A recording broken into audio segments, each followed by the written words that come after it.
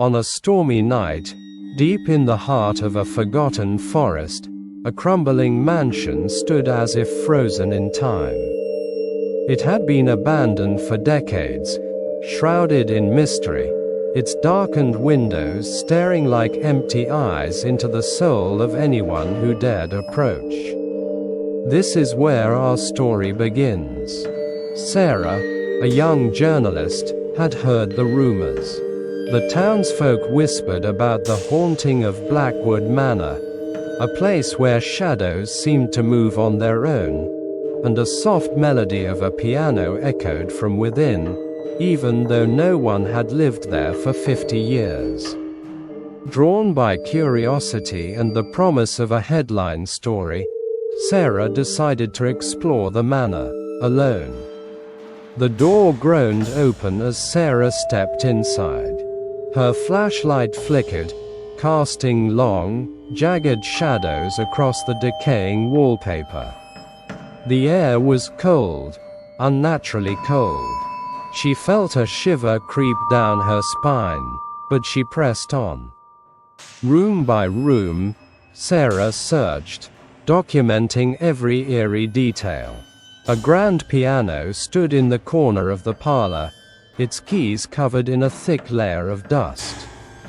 But one key, just one, gleamed as if it had been recently played. She couldn't resist. Her trembling fingers pressed the key, and a single note rang out, low and mournful. And that's when she heard it, a soft laugh. A child's laugh. It echoed from the floor above.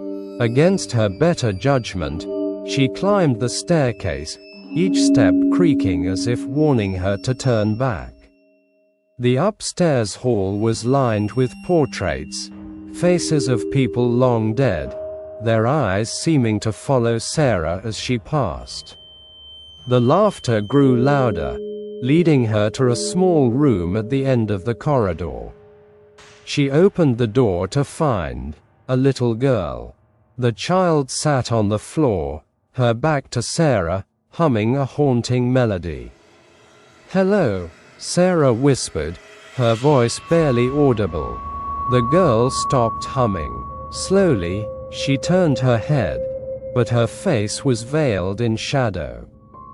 "You shouldn't be here," the girl said softly, her voice echoing as though it came from the walls themselves.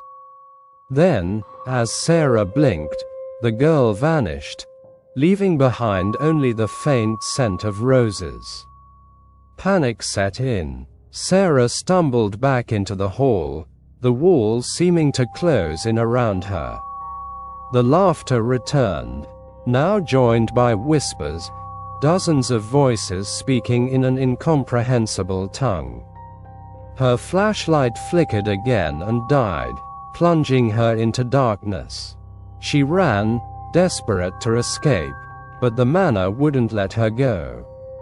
The halls twisted and turned, leading her in circles.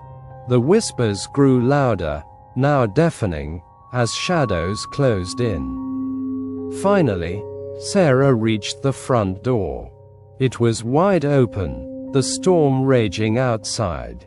She sprinted toward it, but just as she crossed the threshold, she felt a cold hand grip her arm. Turning back, she saw nothing. She fled into the night, never daring to look back.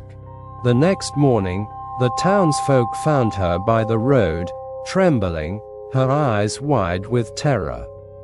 She never spoke of what happened inside the manor, but her camera told a different story. Among her photos was one that chilled everyone to their core. It showed a little girl standing by the piano, her face half hidden in shadow, with eyes that seemed to pierce right through the viewer. And beside her, a hand reaching out of the darkness. The Blackwood Manor still stands today, waiting for its next visitor. So tell me, would you dare step inside? Subscribe for more chilling stories.